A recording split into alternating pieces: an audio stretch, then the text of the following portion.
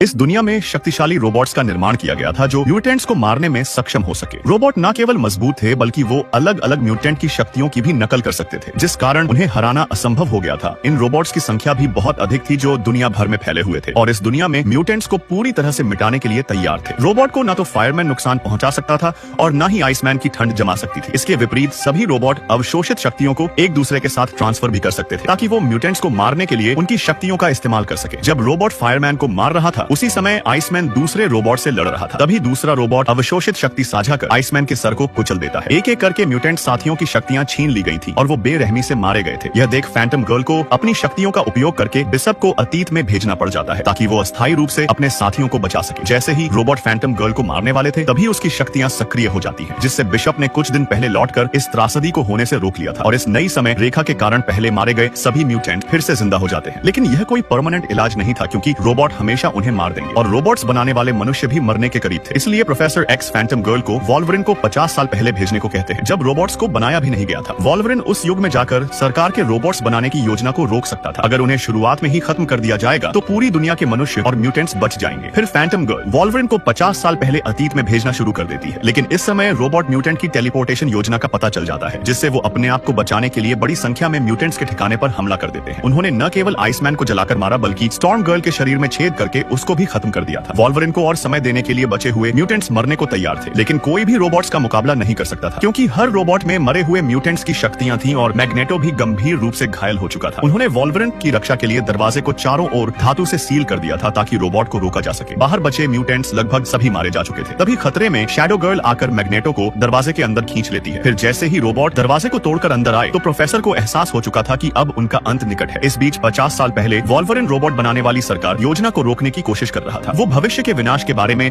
सबको चेतावनी देता है, लेकिन वर्तमान के लोगों को वॉल्वरिन पर विश्वास नहीं था बल्कि उसे म्यूटेंट से ही लड़ना पड़ जाता है ताकि उनकी छवि खराब ना हो जाए। वॉल्वरिन मैग्नेटो को इंसानों को मारने से रोकना चाहता था, लेकिन मैग्नेटो उल्टा उस पर ही पलटवार कर देता है। रोबोट्स बनाने की योजना का खतरा बढ़ता जा रहा था। इस समय केवल युवा प्रोफेसर एक्स ही जानते थे कि वॉल्वरिन भविष्य से आया है, इसलिए वो टेलीपैथिक से शेप शिफ्टर गर्ल को सरकारी अधिकारियों को मारने से रोकता है ताकि इंसान म्यूटेंट के डर से रोबोट न बनाए। वो उसे भविष्य में होने वाली विनाश के बारे में बताते हैं, जिसके तुरंत बाद ही शेप शिफ्टर लड़की ने अपनी बंदूक नीचे कर ली थी और सरकार को बताती है कि म्यूटेंट्स भी इंसान ही है, लेकिन मैग्नेटो अभी भी इंसानों को मारना चाहता था। और तभी शेप शिफ्टर गर्ल उसे रोक देती है, जिसको देखकर रोबोट्स बनाने की योजना खत्म हो जाती है, जिससे वॉल्वरिन ने आने वाले भविष्य की समय रेखा बदल दी थी और भविष्य में रोबोट द्वारा उनकी मौत टल जाती है क्योंकि जब रोबोट बनाने की योजना ही खत्म हो चुकी थी तो सारे रोबोट भी गायब हो जाते हैं। हालांकि म्यूटेंट्स भी बचकर गायब हो गए थे। फिर नई समय रेखा में सभी म्यूटेंट्स मनुष्य के साथ शांति से रहने लगते हैं। केवल टाइम ट्रेवल वॉल्वरिन को ही याद था कि रोबोट्स कितने खतरनाक थे।